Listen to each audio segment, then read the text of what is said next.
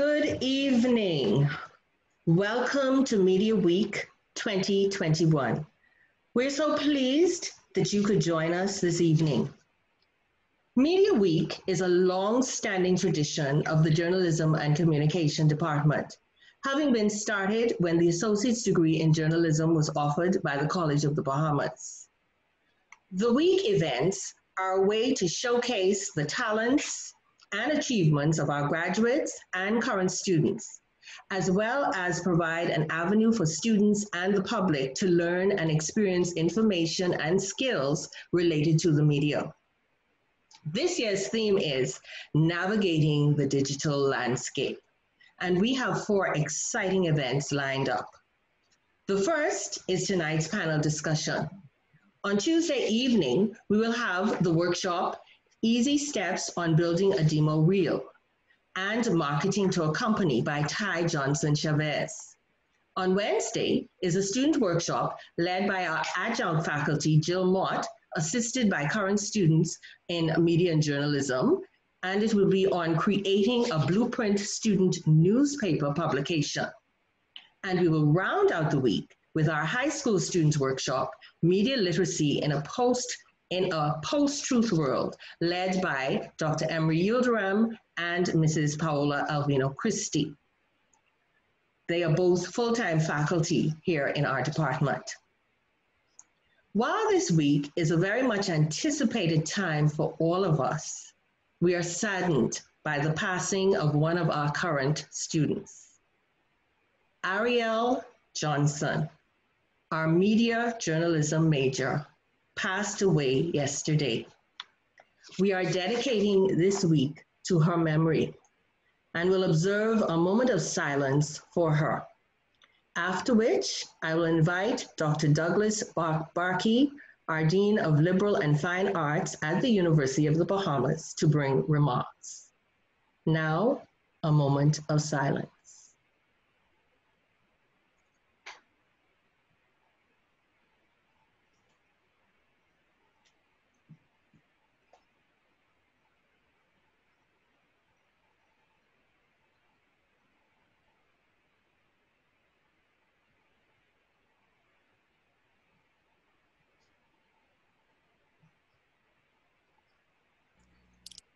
Dean Barkey.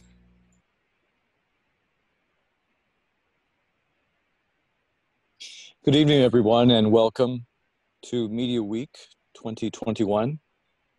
It's great that we can get together like this. It's unfortunate under this sad loss of one of our beloved students that this takes place. However, I know that she was actually a participant in one of the projects we're presenting this week, and so I know how important it would be for us to keep moving forward and showcase that work. I'm really looking forward to seeing what the students have done with Blueprints. Very exciting. So I actually was part of Media Work the last session, but I was in the audience. I was visiting the campus that week, and it was actually quite impressive to be part of the Media Week panel and just see everything happen. It was fascinating. I think the media journalism is such a great career to go into now. There are so many opportunities because of all the new channels of information available through the internet and social media and through more conventional television. There's so many opportunities for our graduates to participate in, and it's a very influential career. I mean, if you think about who people listen to and what they spend their time doing, which is often consuming media, a media journalist really can have a strong impact, and so that is really important. I'm very, very interested in the topic for this evening, as well as the other topics that we have coming up. There's this whole issue with media as far as the quality of the media and the ethical nature of what is conveyed in the message, and we're dealing with that. I'd like to congratulate Dr. Toppin and Professor Stewart and all our faculty for putting this together. We know how challenging it's been this year, and I know I'm looking forward to the upcoming year when we'll all probably be together on our campus. So without taking up any more time, I just would like to welcome our panelists and everyone else tonight. And I know as you, I'm looking forward to all the remarks from our panelists. Thank you.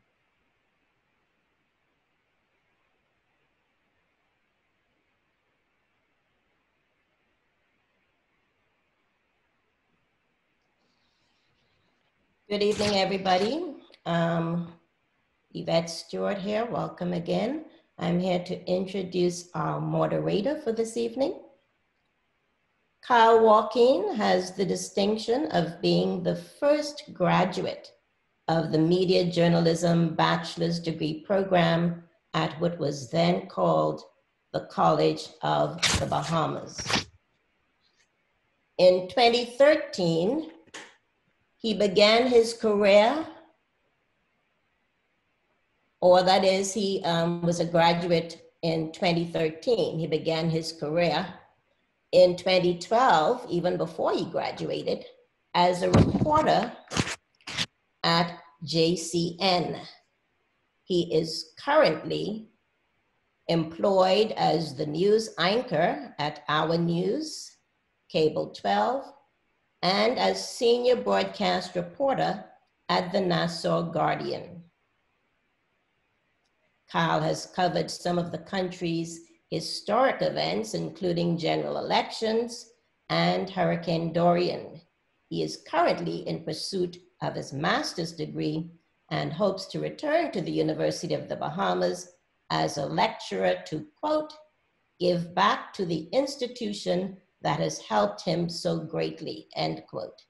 It gives me great pleasure to welcome one of UB's standout students, Mr. Kyle Walking, as tonight's moderator. It's all yours, Kyle. Well, thank you so very much, Dr. Stewart.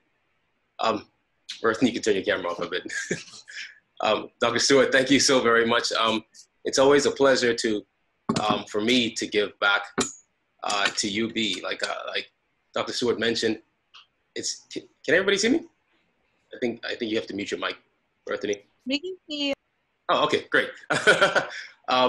Yeah, it's always my pleasure to give back to UB, an institution that has helped me greatly. Just a quick rundown on myself. I started UB, well, then COB in 2009. I actually wasn't a journalism student. I was a geography student. I just wanted to go to school for going to school's sake. And well, first of all, I didn't know what I wanted to major in. And I ran into a journalist at that time by the name of Stephen Gay, right in front of the Portia Smith building. And he told me, he said, you know, you may be good in journalism. So I said, okay. And then I did the Associates in Mass Communication. I did that. And I spoke to who is now Dr. Monique Toppin. And right after I finished the Associates, and I started the Bachelor's. And 2 years later, we are done. And I'm always going to profess that I'm a proud UB alum, you know? There can only be one first. And so I'll always brag that I'm the first graduate in the Bachelor's of Media Journalism program. But getting into the discussion of tonight, and I apologize at any time you see my dog in the way, so just excuse him for a second. His name is Kojo, he's excited. But getting into tonight's topic, navigating the digital landscape.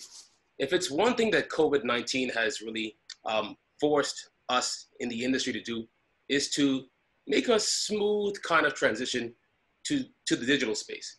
I know you have a lot more newsrooms now focusing on social media, their website, and putting content there, because gone are the days when people wait for 7 o'clock or 7:30 for the news anymore.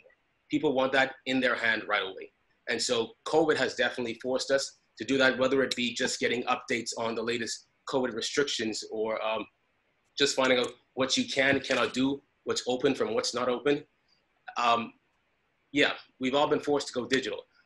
Myself doing TV as well as newspaper, it's been fairly interesting. It's been a challenge as well, because you always had a lot of things changing, one. Two, you had a lot of people coming to you for information because, one, they could not wait for the nightly news anymore. And three, there was a lot of misinformation going on. So you as a journalist, people are really depending on you to give timely and accurate information. But again, I'm not one of the panelists, so I'll get to introducing them. Our first panelist of the night is going to speak on vaccines. Like I said, there's a lot of misinformation going on right now. And so it's good to hear how our colleagues are handling the vaccine rollout, from the vaccine getting here to what vaccine we're getting, to the information that's being spread about it, and valid concerns that people may have about it. So Our first presenter on vaccines is Crystal Darling. So after graduating high school at NCA, Crystal went on to the College of the Bahamas and studied media journalism. Throughout her college journey, she developed a greater passion for content creation, excelling in production courses while pursuing her degree. She completed several internships, including one at ZNS in 2016. Crystal always envisioned herself working in the media industry and was employed at the Broadcasting Corporation of the Bahamas in 2018, after obtaining a Bachelor's of Arts degree in media journalism in the previous year. Presently, Crystal is a reporter at ZNS, and might I say, she provides a refreshing take on news, if I can say so myself. She has a keen focus on feature stories, predominantly in environmental protection and healthy living. Additionally, the 27-year-old journalist has completed numerous features on art, music, film, and culture. In 2019 and 2020, she completed the Open Water and Reef Restoration Dive certifications and volunteers with the Bahamas Reef Environment Educational Foundation and the Cancer Society of the Bahamas' Healthy Lifestyles team. She has also worked closely with the Dundas Center for Performing Arts on various plays and with Shakespeare in Paradise Festival. Very extensive bio, Crystal. But in the future, Crystal looks forward to obtaining a master's degree and doing freelance feature articles. With countless places to go and much more things to learn, her curiosity about other people, culture, and diving pushes her toward international travel and blogging to share her experiences. So ladies and gentlemen, our first panelist for the night is Crystal Darling. Take it away, Crystal. Thank you, Kyle. Okay, now let me see if I could share my screen. I'm having a bit of a senior moment here. I got this though, I got this. I want to share my screen though. Can the host enable my? Yes, I just did, Crystal. Okay, please let me know thank if you're you. able to. Thank you. Okay, here we go. Can you see that? We can. Yes, we can. Okay, excellent. Yes. Can you put it on? Yes, thank you. Okay, yeah. Okay, so COVID-19 vaccines in the Bahamas. And I think this is like one of the most pressing issues right now in the news. And we're constantly getting information about it. And it's coming on kind of like the tail end of this whole COVID pandemic. It's the light at the end of the tunnel, so to speak. Okay, so first, so this presentation is just kind of to give you a recap of what vaccine development has been over the past year and an update on what's happening currently in the country with COVID-19 vaccines. So vaccine development in July 2020 was the first time a vaccine came out, and that was in China. They were the first to develop the vaccine, which makes sense because they started working on them first, and the outbreak, it began in China. Then in August 2020, some Russian vaccines came out. By December 2020, the Pfizer and Moderna vaccines were approved, and we're really, really familiar with those because those are used extensively in the United States. And in January 2021, AstraZeneca was approved, and then the Johnson & Johnson COVAX vaccine is now on the scene. So it's really important to note that there are many, many labs developing many, many different vaccines. These are not the only vaccines out there, and they surely won't be the last because there are scientists constantly working on vaccines, okay? And tests and trials for developed and upcoming vaccines are ongoing because this is still very early in the vaccine rollout. Okay, so here I have some numbers to look at. Okay, so the global deaths is 2.5 million for COVID-19. Infections is 124 million. Recoveries is 70 million. Locally, the deaths are 186. In 8,923 infections, and 7,676 recoveries. So right here in the on the right-hand side of the screen, you'll see the Ministry of Health COVID-19 report. This is a report that the Ministry of Health sends to the media every single day so that we can provide the public with the information, the updates on what the COVID-19 numbers look like. And this is an example of how we are able to share current information about COVID-19 with the general public. Okay, and so today, this is the latest one that we got today. This is from yesterday, Sunday, and we have 14 cases. And that's pretty normal for around this time. We haven't seen a spike. Now, I know the last time when we saw a lot of COVID-19 cases, I think the most cases we recorded in a day was 122 cases, and we're nowhere near that number now, which is great news. But last July is when we had the peak, and it shot up going straight into October, and then there was a decline in November and December, and that was good for us because it was going into the Christmas season. So we were able to have a little bit of freedom. And now we have the vaccines coming in, which is great news on top of that. So Ministry of Health updates. In December 2020, the government announced, the Minister of Health, the Honorable Wentworth Wells, he announced that the government had made the down payment of $250,000 for 80,000 doses of the COVID-19 vaccine. At that time, we didn't know which vaccine we were going to get, but we had made the down payment to the World Health Organization, and that was $250,000 out of the $1.6 million would have been the total amount that we have to pay to get the vaccines. In January 2021, the government launched a national COVID-19 vaccine consultative committee. And we know Dr. Dal Regis, who was an instrumental part of providing us with updates and being a part of the health conferences, kind of like at the forefront of this whole pandemic locally. She's a part of that. Along with many other healthcare officials. In February 2021 was the first announcement of the vaccine arrival date. And the vaccine was predicted to come, it was actually scheduled to come in at the end of February. But of course, we know there was a delay with that. And it ended up coming the beginning of March. It was precisely March 10th when they arrived at the Lynden International Airport. And I'm sure most of you would remember that because it was a really big day. It was a huge day for news. And I think just about every station went live. So it was a big deal, right? And so following that, we have the vaccination rollout. And on March 15th, 2021, Prime Minister Minnis, his wife, the Minister of Health, and Dr. Dal Regis, right? And other senior healthcare officials and healthcare workers received their first dose of the COVID-19 AstraZeneca vaccine from India. And on March 17, 2021, the vaccine was administered to healthcare workers. So, and that's a continuous initiative, right? Up to today, right? We're still vaccinating healthcare workers, and that's ongoing.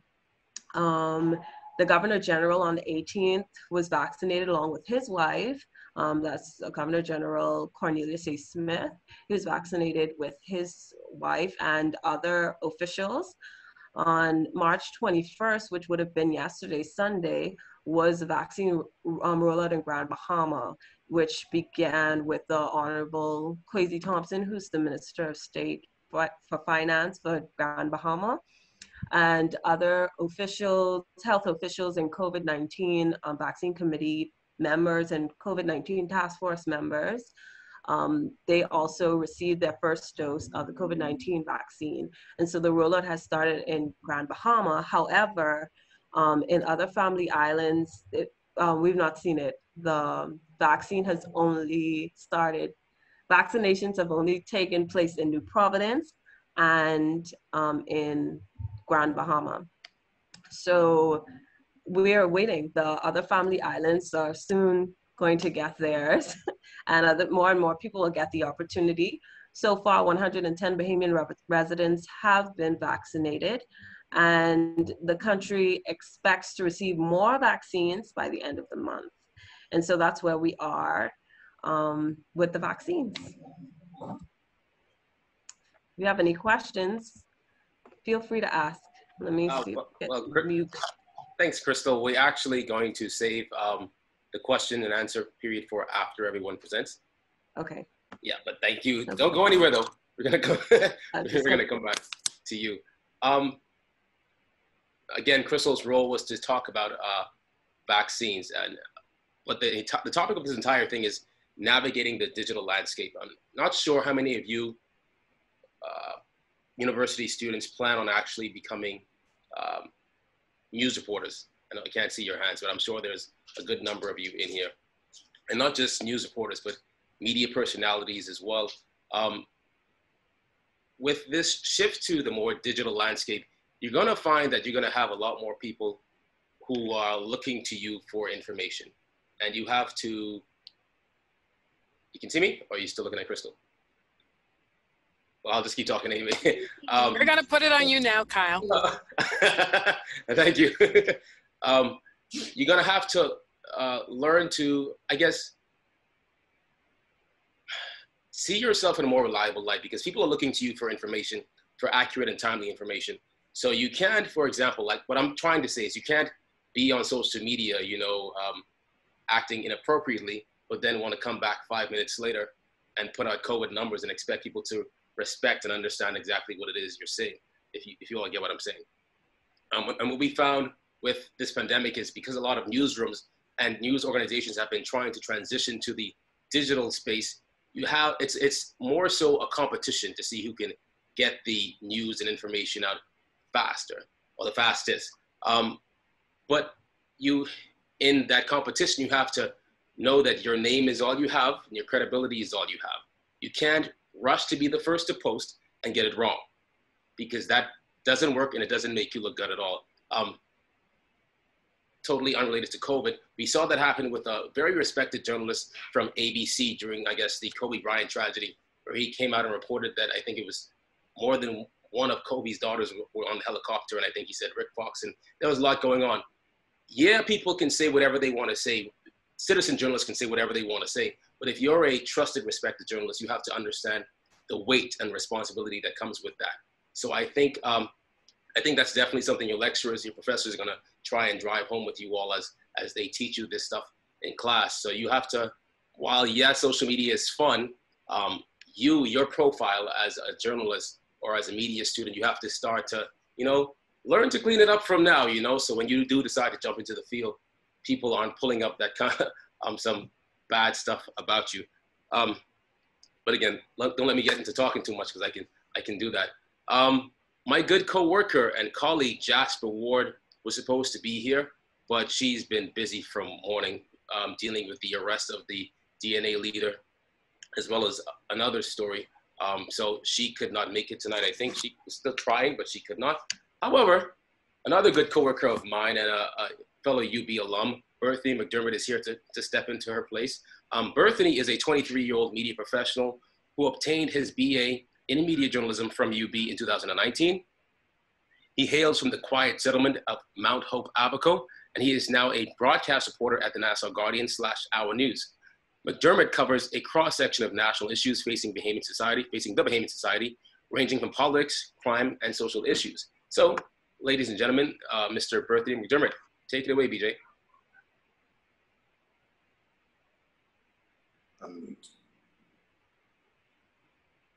Can you hear me? Can you We can hear you. Okay, you can see me now. We're going to put you on.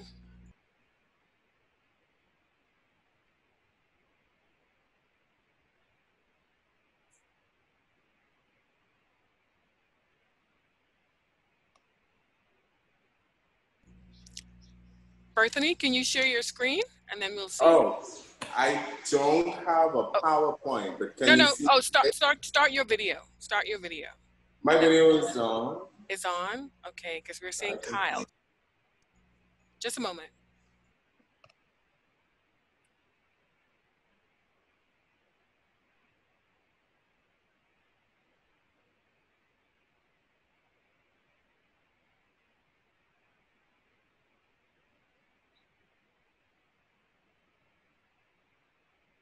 Okay, so like Kyle would have said, until you guys can see me, I'm filling in for Jasper, who had a very busy day with the arrest of the DNA leader and a few other members, which led to police headquarters, and it ran basically all day. So she's a bit tied up right now. So I'm filling in for her, and I am speaking on COVID-19 infections, inclusive of all the deaths and everything that would have happened. So jumping straight into it, on March 15th, we recorded our first case of COVID-19, which at the time was a 61-year-old female.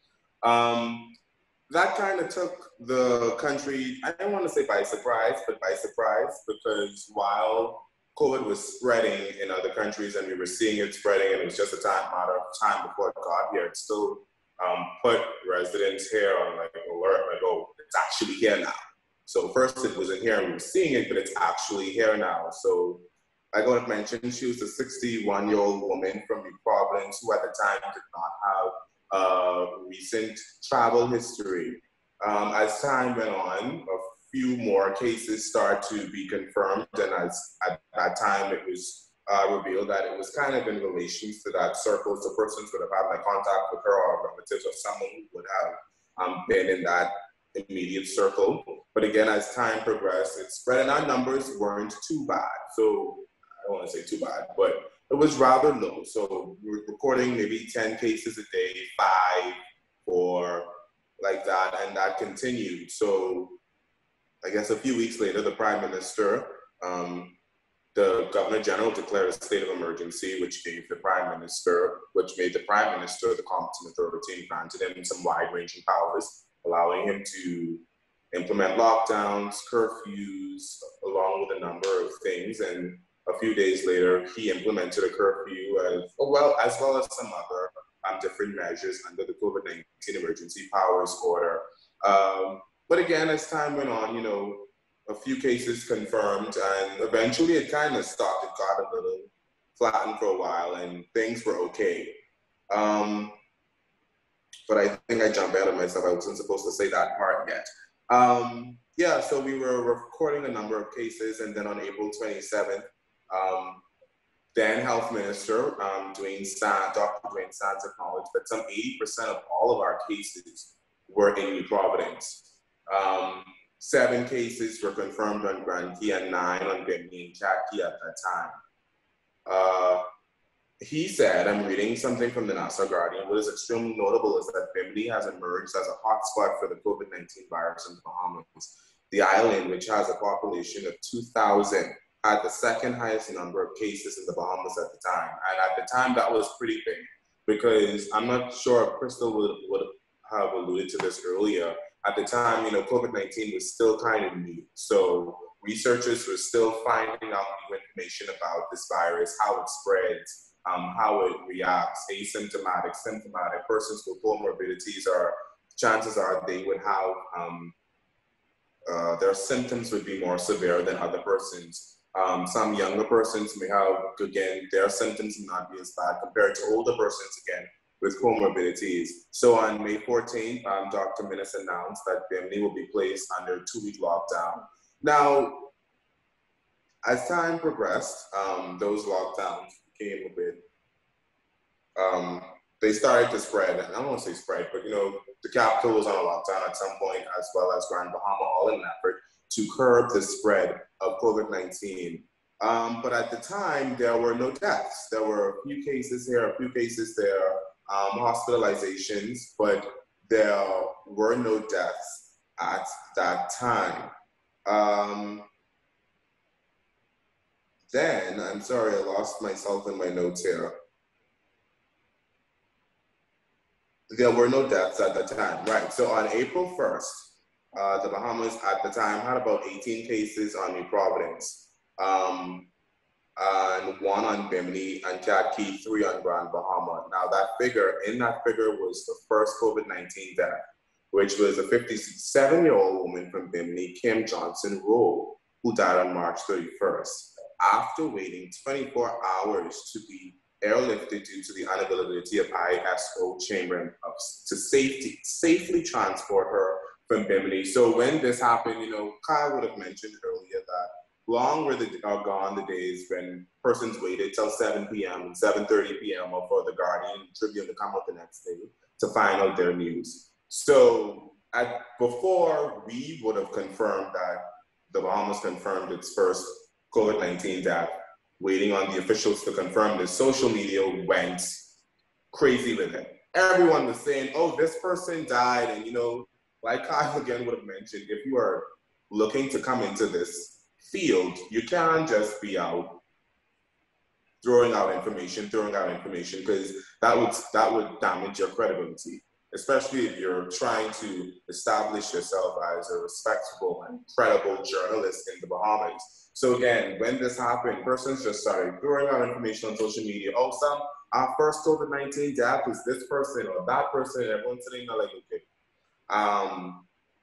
did this really happen? And then they come to more credible news organizations or reporters and be like, hey, I'm hearing this, I'm hearing that. And then it was confirmed that, yes, someone did die from COVID-19. I'm sorry, did my phone go down? And then that reality set in for some people, for most, the reality set in like, hey, this is real. This is really happening. And I know for me personally, it was like a reality check, like, oh, this is a real thing. Because at that point, you were seeing deaths in other countries. The United States, their cases were soaring. They were having deaths in all these different countries. But we're having like I would have said at the time, 18 cases, no deaths at the time. I'm like, okay, we have COVID, but it ain't, you know, no one dying. You know, Bahamians, we strong. We could do this. It's like the flu.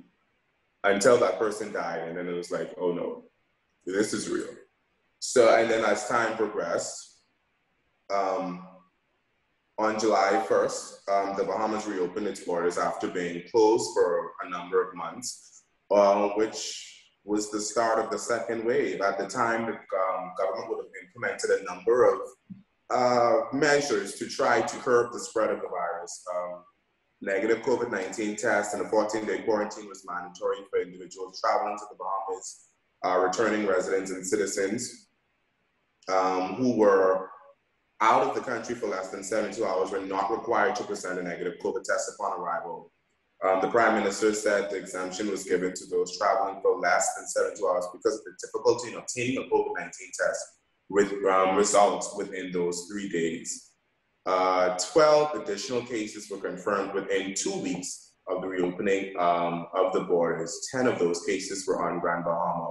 So again, this was the start of our second wave. And if most of you remember, it was after this keeps sliding. It was after this that our COVID cases, our COVID confirmed numbers skyrocketed. And we were reporting sometimes a few, like our cases skyrocketed. It was a number, just cases. And then it became, this place was closed because of a COVID outbreak. This place closed down because of a COVID outbreak. Oh, there's something happening in Bimini that was a COVID outbreak, or service was held or something. And it's just like, it was just cases everywhere, COVID-19 cases here. And then our deaths also started to increase. And I can say that, you know, as a reporter, as a journalist, having to cover this, it was always a bit of a reality check for me. Because here you are interacting with persons who they just lost their mother to COVID-19. They just lost their sister, their brother, their husband to COVID-19, and being able to tell their stories and tell it responsibly, and still in a way being sensitive to the fact that this person just lost a loved one. You know, it's very important that when you tell your stories, that you are able to do that. It's not just about telling a good story or cloud chasing because you want to say, oh, I had this story, or I had the best story, or this was said in my story, and it goes wild on social media. No, you have to be able to tell stories responsibly, you know? You have to be able to do your job in a responsible way. So it was always that in the back of, I know my head, for one. So yes, I have a job to do, but I want to be responsible in doing my job. I want to uphold a standard in doing my job. It's not about the likes on Facebook, the likes on Instagram, the retweets on Twitter. It's about doing the job and doing it responsibly. So that was just a side note, I guess. And again, as time would have went on, the chief medical officer described the rate of COVID-19 in the country as worrisome. She said it put a lot of pressure on the healthcare system, and which was at capacity. You know, the Princess Margaret Hospital only had a number of beds assigned to COVID-19 patients. But as time went on, I know I did a story with Dr. Nikia Forbes, who would have said that, yeah, now we have COVID-19 patients in what used to be the cafeteria. We have COVID because our healthcare system was overwhelmed. At one point, you know, Samaritans first came in to provide some more beds for COVID-19 patients because our healthcare system was just, we couldn't take it. It was at capacity.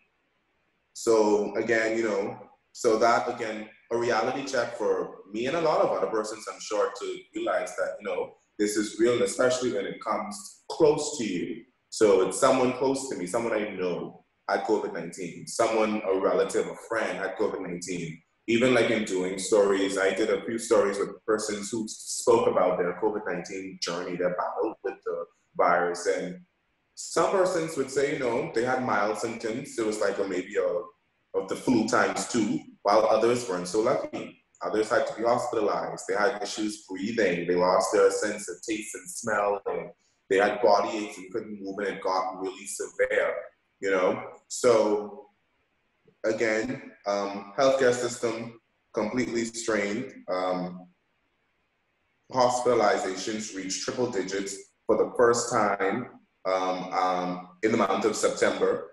As time progressed, though, eventually we got things under control. So I think it was maybe late October, November, numbers start to decrease and the curves start to flatten in November. And I guess it's where we are now. We haven't seen a significant spike in cases since then. And that's all due in part to Bahamians residents following the COVID-19 protocols that were put in place by health officials to curb the spread of the virus, which brings us to where we are now, where we're not seeing the insane cases, confirmed cases, daily confirmed cases anymore. We don't have a strange healthcare system anymore. And like Crystal would have mentioned, now we have the rollout of vaccines, 20,000 doses of AstraZeneca vaccines in country to help with vaccinating our population to kind of bring us back to a place of some sense of normalcy. So that was my presentation. Alrighty. Thank you, BJ. We really appreciate you coming in at such a last minute. We appreciate you greatly, and I'm sure Jasper thanks you as well. But before I go to our next panelist, this one from the Tribune, I just want to shed light on another aspect of going digital or moving into the digital arena.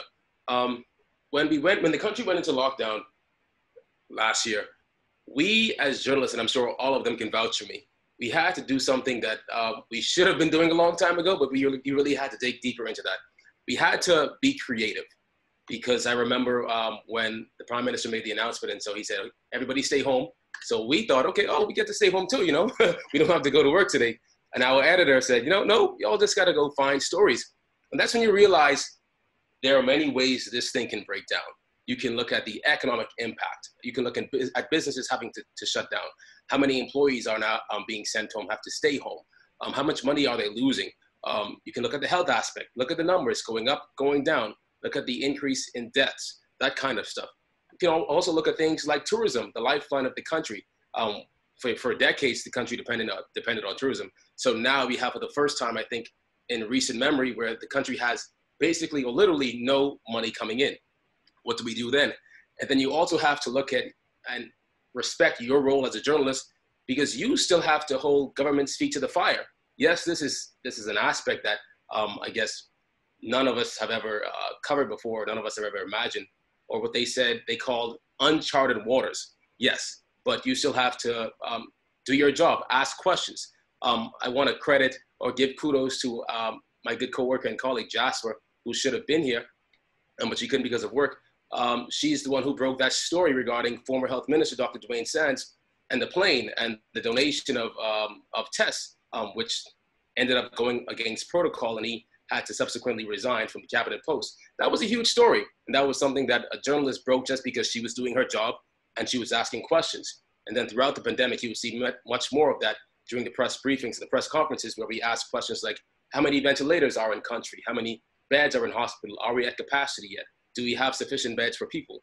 And so you're gonna find that you have to strike a balance of being creative and also just getting answers to the questions that people really need to know. Sorry about my rant, but yeah, that's just a little tip for all of you who are looking to get back into we're looking to finally jump into the actual profession.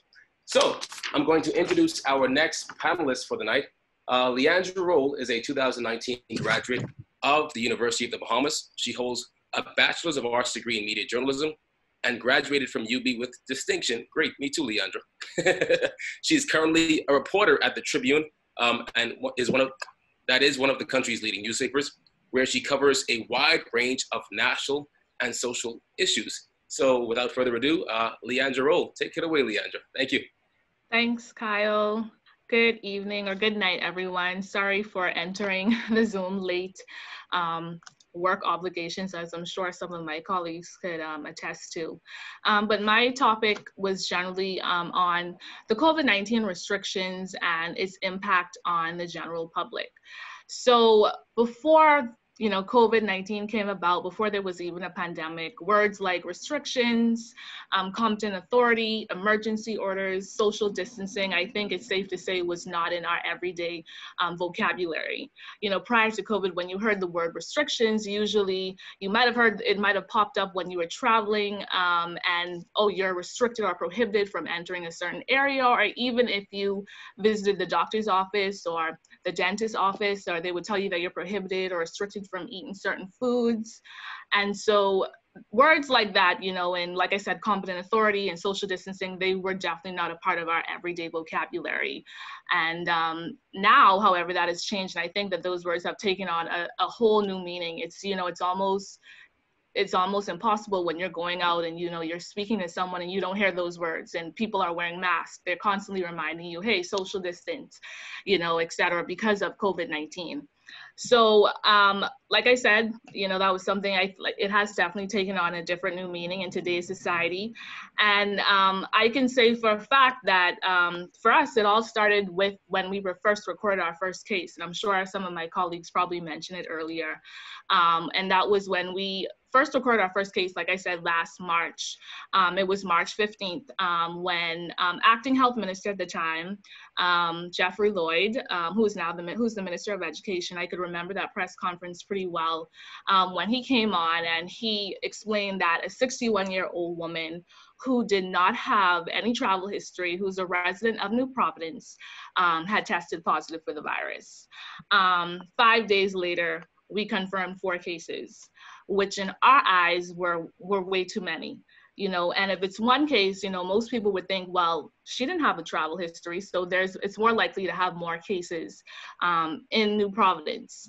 And we saw that. And, the question then arose, well, how do you control, this, how do you control it? How do you stop further spread of COVID-19? Obviously, we looked to see what was happening around the world. Different countries were implementing their own sort of restrictions. And so we followed suit. And I could remember vividly, several days after we recorded our first case, that's when Prime Minister Dr. Hubert Minnis, also known as the Competent Authority, when he had imposed a national curfew. And for many people, I know for me, in my lifetime, I've never been under curfew, at least while I'm from Abaco, so we've never been under curfew. So it was definitely an experience that no one had seen and has seen in their lifetime. I know I haven't seen in my lifetime. And so it was something that was definitely new. And you know, we've been under curfew even now, a year later. Here it is, we're still under curfew. But since then, since after we recorded our first case, we've definitely seen tightening as well as relaxing of restrictions. I could remember, like I said, after we recorded our first case, you know, I covered the night when curfew was first implemented. That's when we were on a 9 p.m. curfew, 9 p.m. to 5 a.m. And I could remember that night was just completely crazy, because when we covered it, a lot of my colleagues who were there, they were like, wow, I've never seen Nassau like this, you know, during night after night hours. You know, usually the streets would be buzzing with activity. And it was something that a lot of people, I mean, you know, it was new. For me, I'm from the Family Island, so I'm from Abaco. And, you know, when it reaches a certain time on the islands, there's really no activity on the streets. It's quiet, it's peaceful. So it wasn't anything new to me, but definitely for a lot of people who are here, because it's a city, you know, it's a city life, you know, they weren't used to that. And so I know that since then, like I said, we've just been under, you know, curfews, we've been under lockdowns. I'm sure many of you can remember when the Prime Minister had implemented or ordered a national lockdown, full lockdown at that, back in August, when it was the announcement was made sort of late without notice. And I remember just everyone completely, you know, going, you know, I mean, I know I was just like, well, what's going on? People didn't have time to shop, you know, and to buy much needed supplies. You had new mothers. I'm sure many of you guys could recall seeing the videos on social media where there was even, you know, public outrage by it, because people were caught off guard. And normally when you have curfews and lockdowns, et cetera, you know, people need ample time to prepare. You know, and we know Bimini, they experienced a full lockdown, and I know that efforts were made there to ensure that people had, you know, supplies to last them. And I remember us doing a lot of follow-up stories with residents, but even then, you know, people would always say, when you speak to residents, they would always tell you that, oh, you know, yes, you know, you have social services and other social agencies assisting, but it's still not enough. It's always someone falling through the cracks. It's always someone who, you know, does not have enough. They don't have enough to feed them and their children, and they're still in need of more. And so you saw a similar situation specifically here in New Providence. And that situation is continuing today, where you have different initiatives, programs that are continuing to assist those persons. You have the National Food Distribution Program. We had an article in our paper today where one of the committee members were saying that they still need an additional $25 million to continue the program, because they fear that some 100,000 people will still be in need of food or in need of some sort of assistance, you know, going forward. And, you know, with the restrictions, you know, when you think about, okay, well, how has it impacted the public? I would say it has had a large and a tremendous impact. For me, doing stories, we would do a lot of stories during the lockdowns, because we didn't have a paper. A paper wasn't being published, because obviously the whole nation was on lockdown. And we would call just a lot of different organizations, nonprofit organizations. We would call people who we spoke to in the past, who had, like, you know, issues, and who were, you know, having problems at home and weren't able to pay their bills. And when you would call them to just find out, you know, how are they doing, etc. You know, the story was literally the same. It was always, you know, it's rough. I don't know how I'm going to make it. You know, this lockdown, you know, under curfew, there's no work. You don't know what's going to happen. And, you know, I remember even when we were under the lockdown, I remember even speaking to a few of the officials from the nonprofit organizations, and they were explaining that, you know, well, there's only so much they could do. And they were always saying that the demand, is so much greater than the supply that they have. And that's something that we're seeing consistently, that we've seen at least consistently throughout this pandemic. People always would say there's such a great demand, but the supply, even when it comes to the vaccine, some officials would say there's a demand for vaccines, but the supply is limited. So you can't really you can't vaccinate as many people as you would like. And the same thing applied when we were under these lockdowns and curfews, et cetera. And you saw where so many people were impacted. I know one of my colleagues probably spoke on the economic impact, but when you sit down, at least from a reporter's perspective, and you think on how it has personally impacted individuals, I would say it has been a great impact, for sure. There are many people who I spoke to who were evicted, you know, like they didn't, who slept in their cars? I'm sure that you see it on the news, especially on broadcast television. You would see people being evicted, sleeping in their cars, you know, with their children, just don't have anywhere to go. And, you know, those were a lot of the stories that we wrote, a lot of those stories.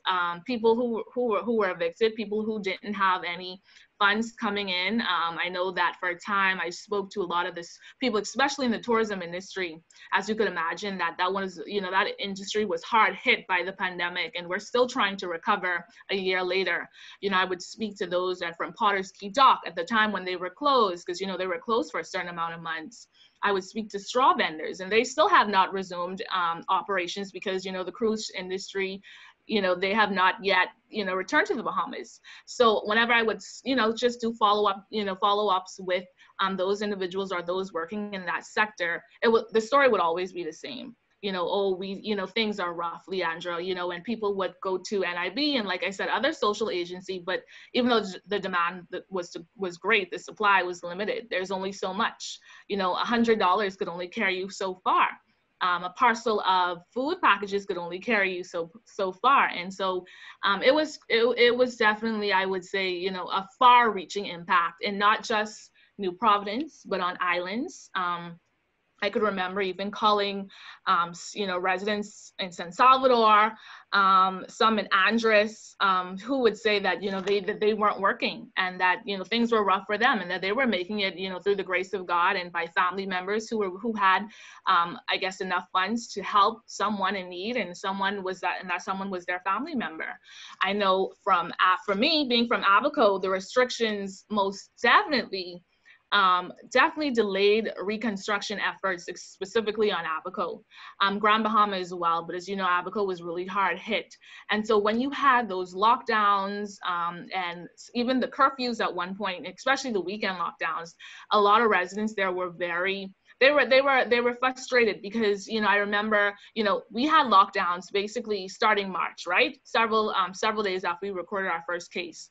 And that's a few months before the upcoming hurricane season. A lot of people were still living in tents.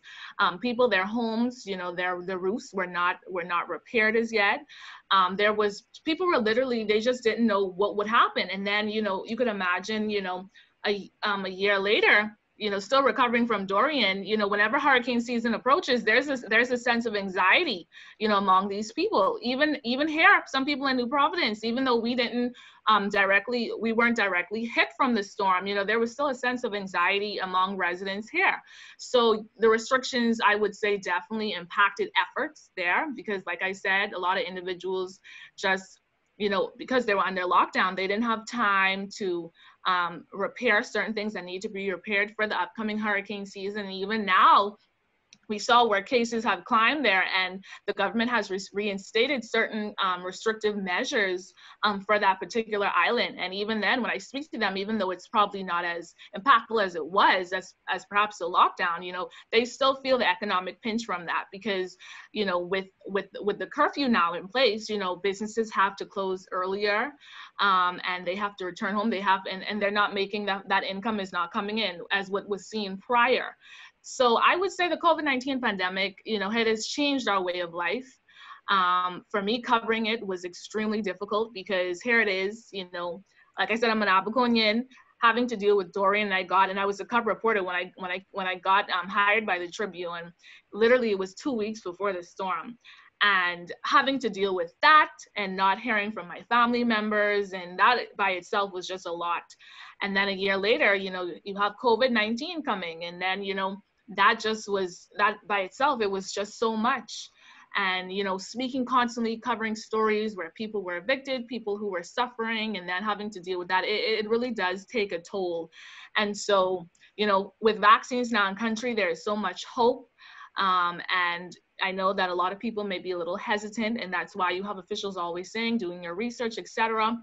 But, you know, it is my hope that, you know, we continue to educate ourselves to figure out what's the best choice for us. I know for me, I am excited to see the end of this COVID-19 tunnel that for me has been happening for way too long, that's lasted for way too long. I cannot wait to see the end, even though it takes some time to get back to where we were. But overall, I would say that COVID-19 restrictions has definitely had a negative impact, well, for the most part, a negative impact on people in general. Now, there is a positive aspect to it, because when people were home during the curfews and lockdowns, you had people, you know, using their brains, getting creative, thinking of new business ideas, and some people actually thrived during that period. So I don't want to say it was completely negative, because that was not the case. Some people will tell you that it was for them, it was great. It was time for them to finish and complete much needed work, perhaps to finish some goals that they had set the year prior. So it wasn't completely just negative impacts, but they're still, you know, for the most part, a lot of people did suffer. So it definitely did create more harm than good in my perspective. And like I said, I'd like to definitely see an end to this pandemic, and I'm just excited about the future, and I'm just ready to move forward as a country. And I'm hopeful that, you know, things will get better in terms of, you know, our economic output, and we'll have tourists returning, and so people will be able to return to work, because there are a lot of people out there that are hurting, you know, and their families are hurting.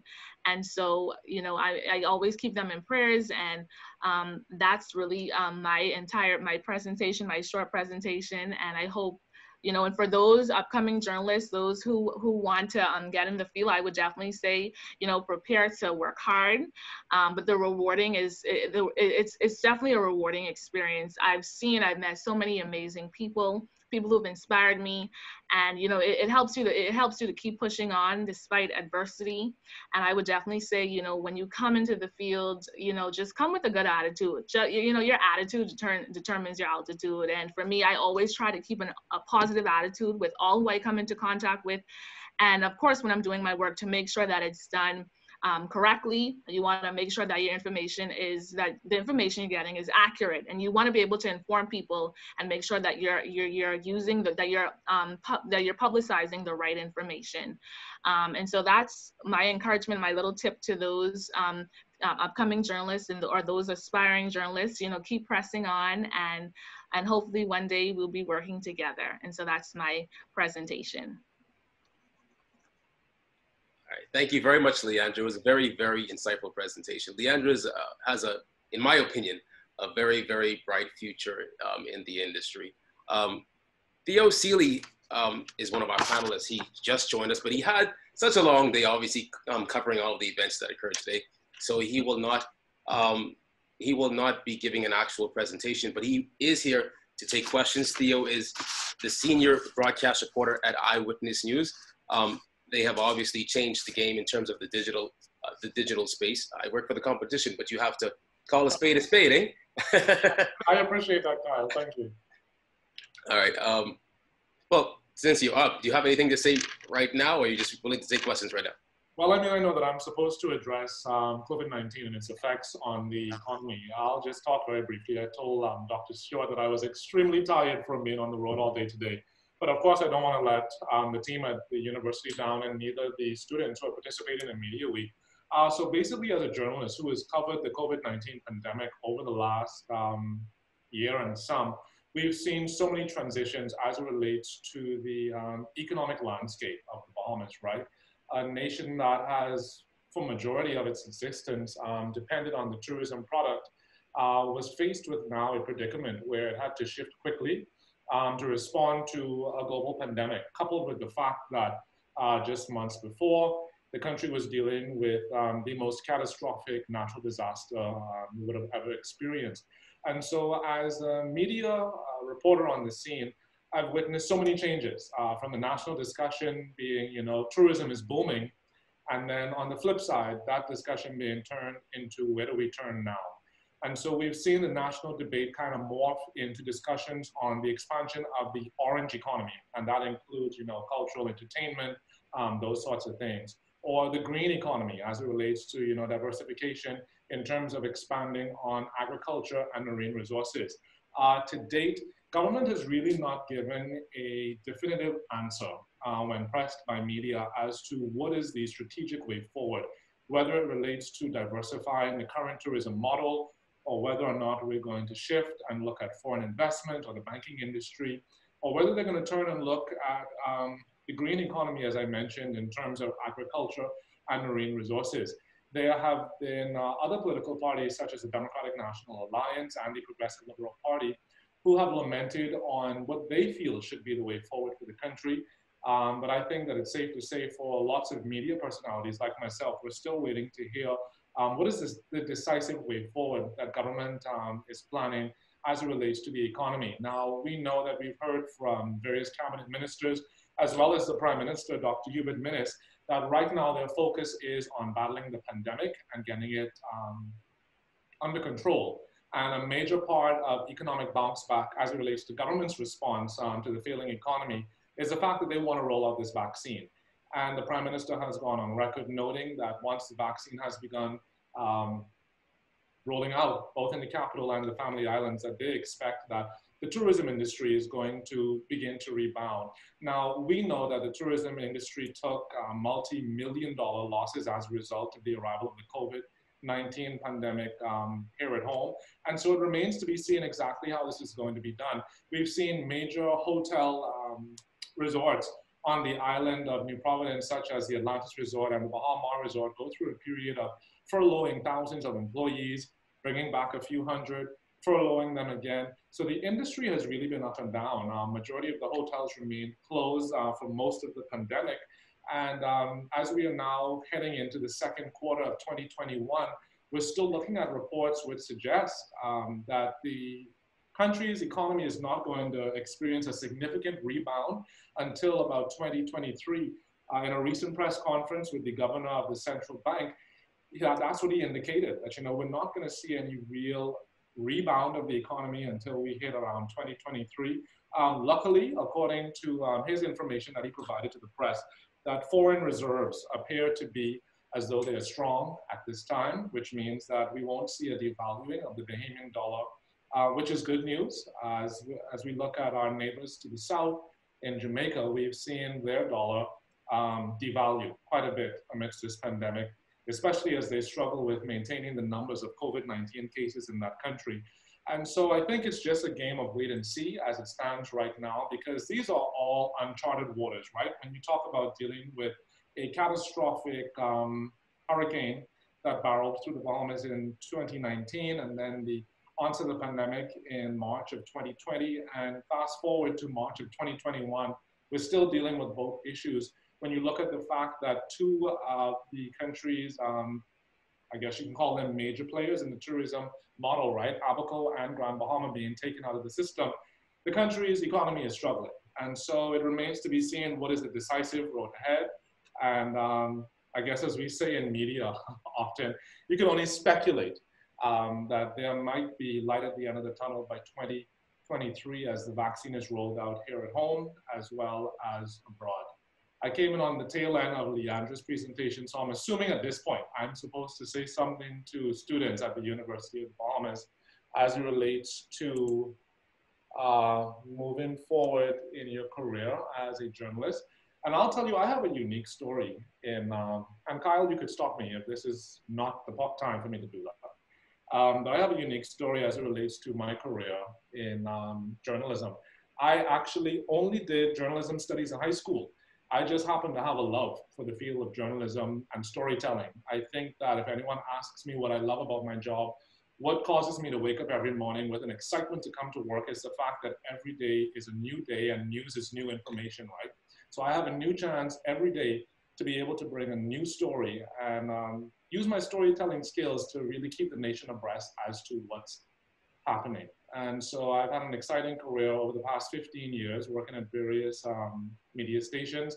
And my advice to young, aspiring journalists is to, find what makes you unique in the field and chase what's important to you. For me, I feel as though I'm the best storyteller at issues and stories that really affect the community around me. And that's something that I'll continue to harp on. I feel as though when we are telling news stories, it's really for the benefit of the listener, right? And so I always tell myself when I sit down to write my story, how is this going to impact the listener, the viewer at the end of the day? My career started out as a radio broadcaster. And so I always had the opportunity to add so much color to my story, because you have to tell so much more of a colorful story through radio broadcast, right? But transitioning into television, it's still basically the same thing, telling the stories that matter, bringing the issues of the people to a platform where I'm able to engage in national discussion and hopefully get them the answers that they need. I see there's a question here from Douglas Barkey. How has the pandemic impacted the way that you work together as journalists? For example, the way you get assignments and deliver them, the way you interview people and so on. Well, definitely for me, I can tell you that Eyewitness News has not changed. Coming into the office 9 to 5, working this pandemic. Every single day we've reported to work over the past year.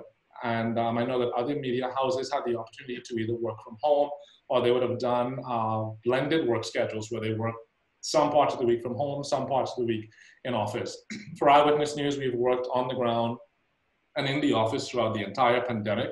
And I feel as though being on the front line, working through this pandemic has really fostered so many, I guess, close relationships with other media houses, right?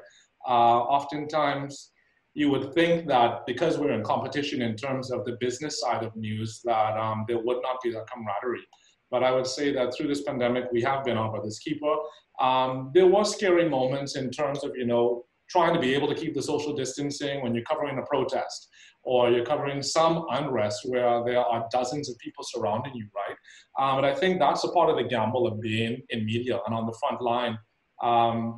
You slap with that reality that this is a job that you signed up for, and taking that risk and being in those environments of high risk is just a part of the job.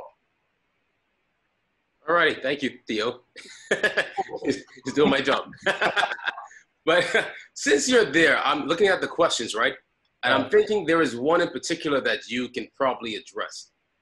This one said, as media professionals, have there been times during the pandemic when you felt overwhelmed by the information you had to report? If so, how did you handle this? So I'm interpreting this as separating yourself from the story, because there are times when you're doing an interview and you feel it sometimes.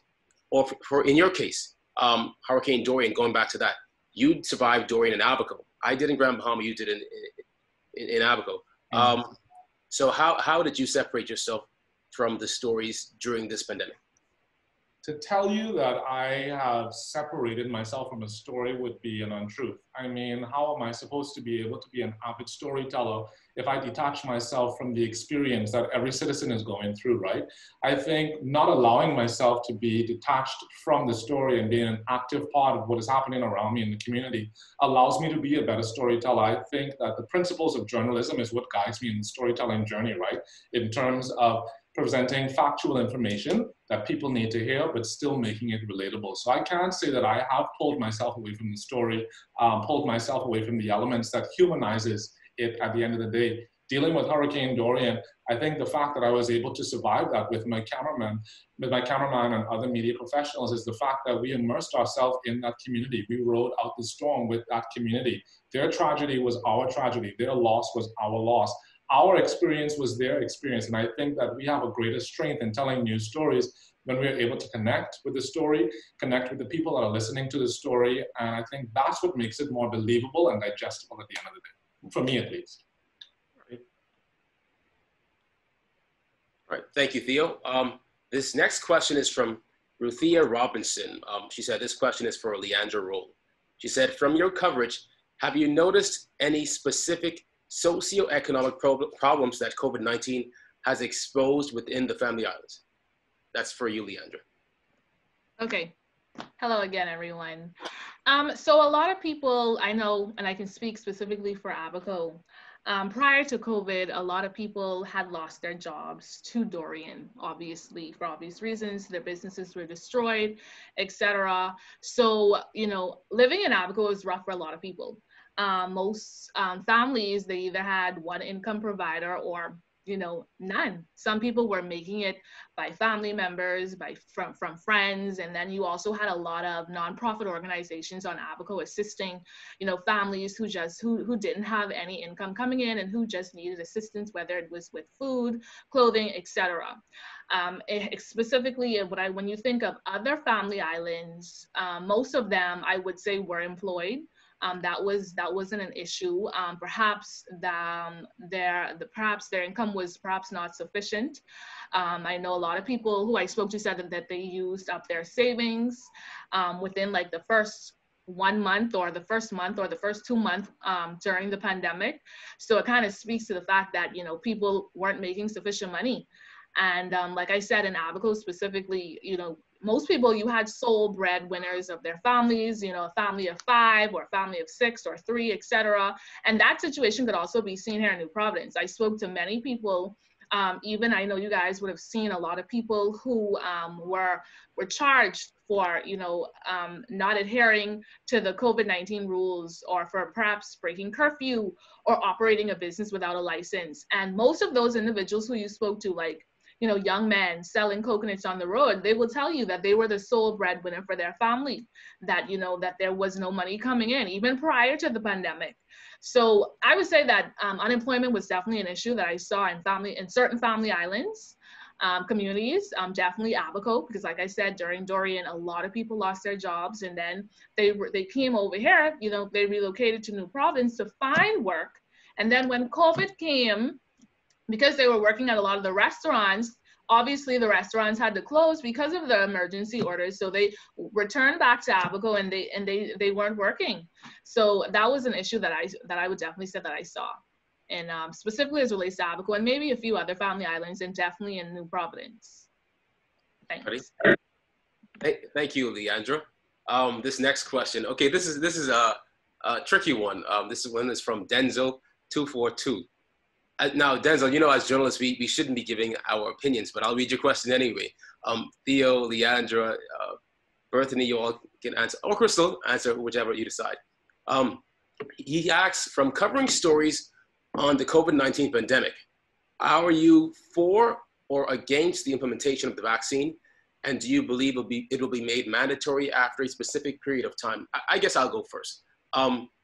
Royal Caribbean Cruise Lines made an announcement today that they're going to resume cruises, with Nassau being the home port to the region. And to go onto the cruise ship, you have to have proof of vaccination. So that's one. And my personal opinion, I think that's just the start. I think you're going to have a lot more who are going to follow that trend.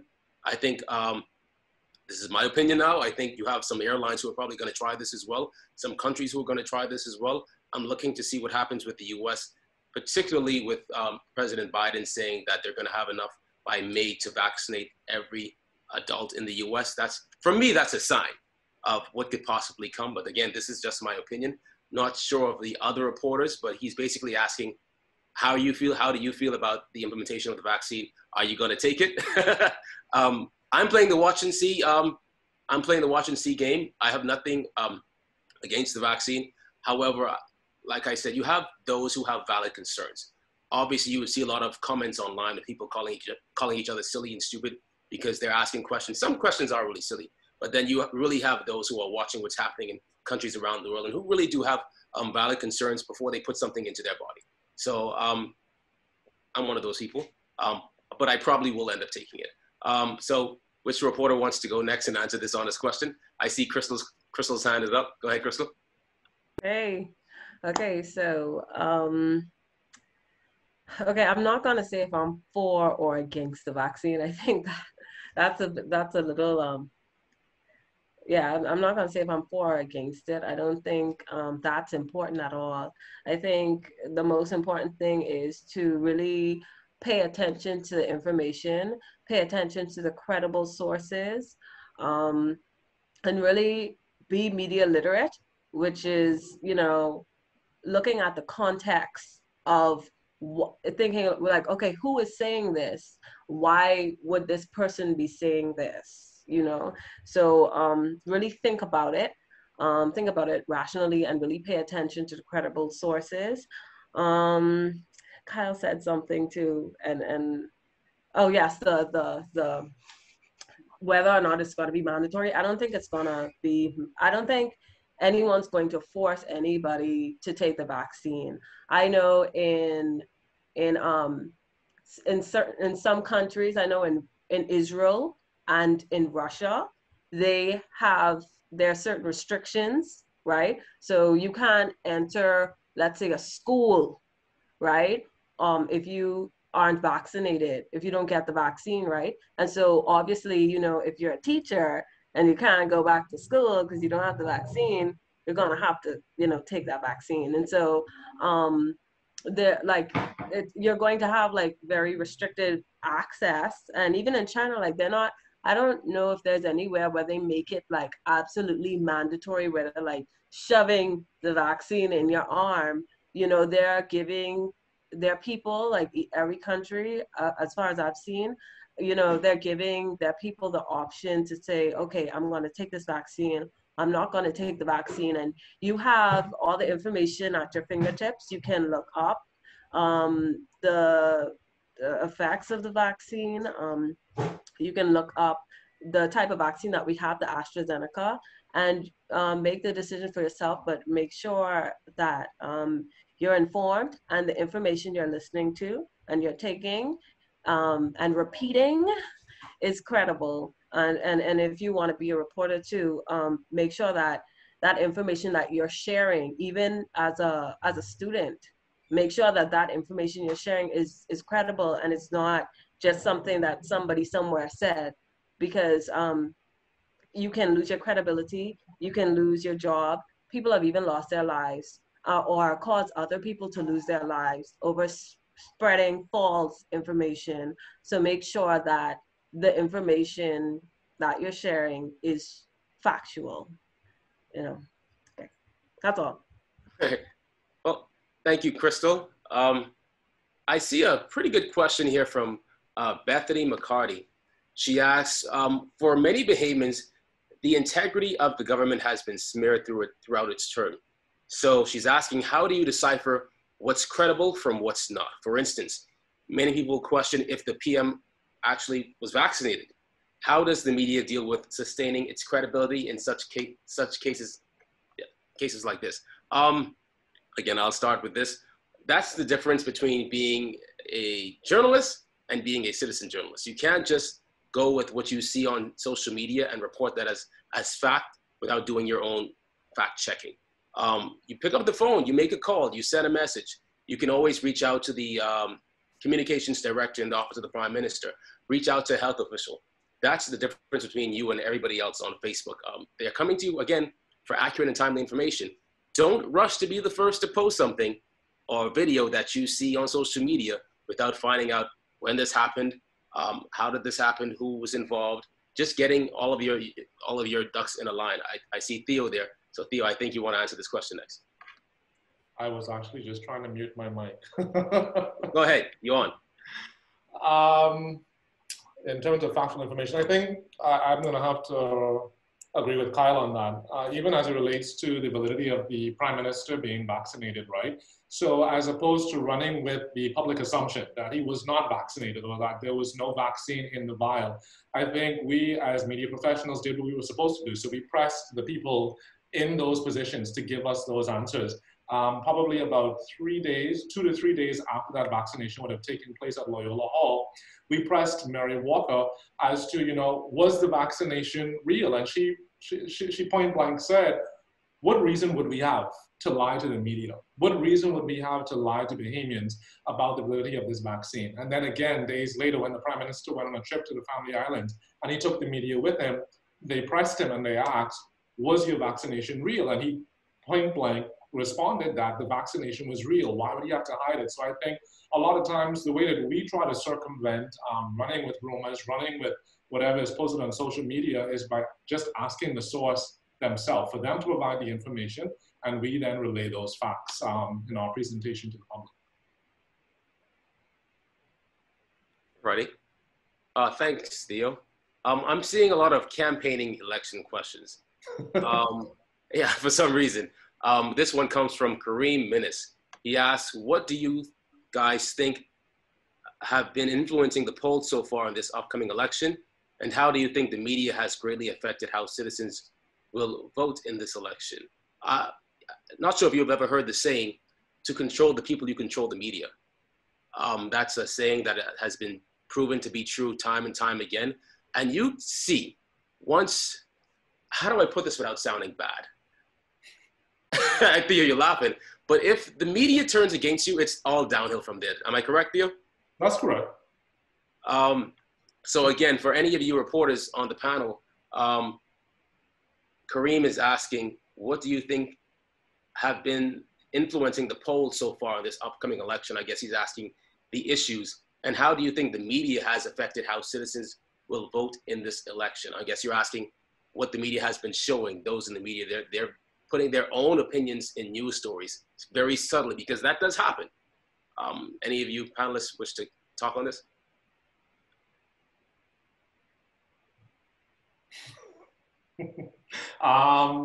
Nobody? Don't all talk at once.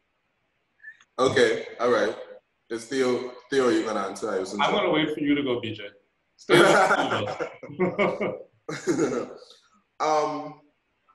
Okay, so I guess this is an opinion answer. I think what is going to influence voters at the polls will be the individual part. Well, for government will be their response to the pandemic. You know, how they handled it, some of the decisions they made. I think they will be criticized heavily for some of the decisions that they made. Their economic recovery plans, the plans for family islands, the way this vaccine is rolling out, all of it will play a major part in the minds of persons when it comes to voting, as well as their response to Hurricane Dorian.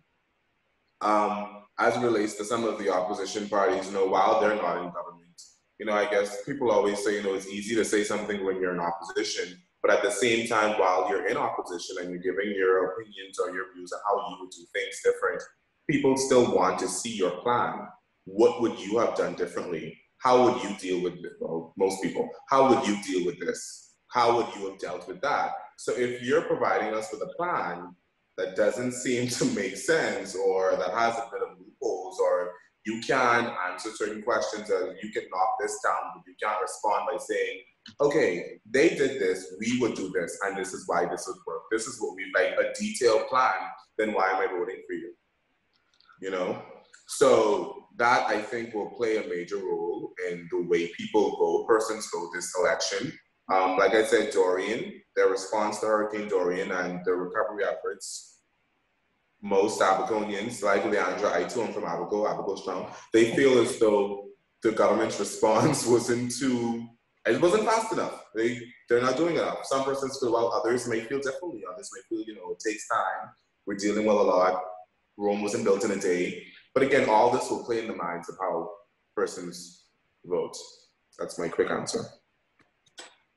I want to say something really quickly too. I don't think the for that person who said that, I don't think it's so much of what the media says or how the media portrays things. Because remember, when Trump won, the media was against him, like widely, but he still won.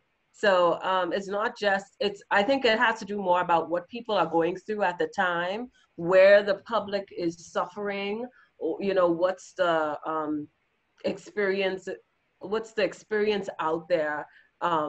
So sometimes politicians, politics, the media, we may be a little detached from that, but that's what we're here for, right? To kind of bridge that connection between the government and the people, so that we can kind of give the public, kind of like, and the government too, like a view into seeing, okay, this is what's happening, this is what's going on.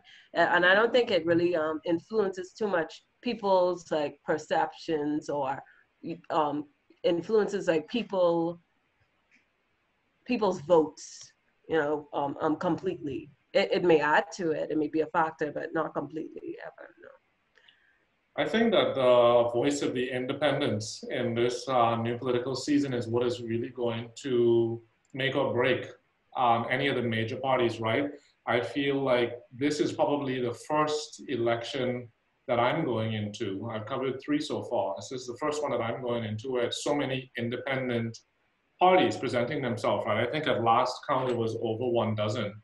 And I think the fact that the discussions that they're putting forward in terms of, diversification of the economy, the sovereign wealth fund, issues that Bahamians were thinking, but no one was talking about it, they're really putting these questions forward. And it's really dependent on how the major parties are going to respond to it, and also what these independents are going to put on the table and present to the electorate and say, hey, these are the issues that we see happening in the country as it relates to good or bad governance, and what decision are you going to make? So I feel as though the new voice of the independent representatives in the political forum is what is really going to shake up this political season, which I'm actually very excited to cover based on the interviews that we've been having on the ground. I mean, it's intensifying by the day. We're seeing the weekend political rallies, well, not rallies, but community walkabouts increase, so it's going to be, I think it's going to be a very exciting election season. Alrighty, well, I know we're scheduled to end at 9, so I'm just gonna ask 2 more questions. This one comes from Dr. Greg Ward. Dr. Ward asks, what do you journalists consider to be credible sources of information?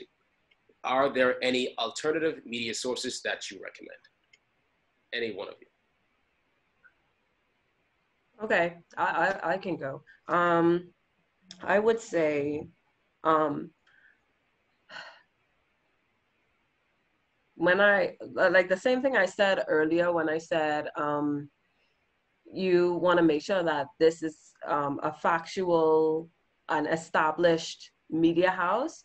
If any one of the news stations that the panelists are on state something on broadcast anything or write something, publish something, we're going to get in problems for it. We can get sued. We can lose our jobs.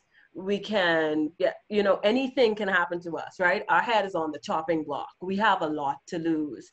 And so when we come up with our information, when we get the information and produce it and put it out there, then we have to make sure that it is as close to the truth, as accurate as it can possibly be, right? Because if it's not, then we're going to get in problems, right? And not just us, but the whole organization where we work, that is going to, that throws the credibility of the whole network, the whole station into, okay, I don't know if we could trust these people because they're reporters. They don't really be doing the right thing, or they little lost, And so you have all of that to lose. So when you look at these WhatsApp chain messages or these whatever news stations or these people who can just say whatever they want and there's no repercussion, they're not going to get in problems for it.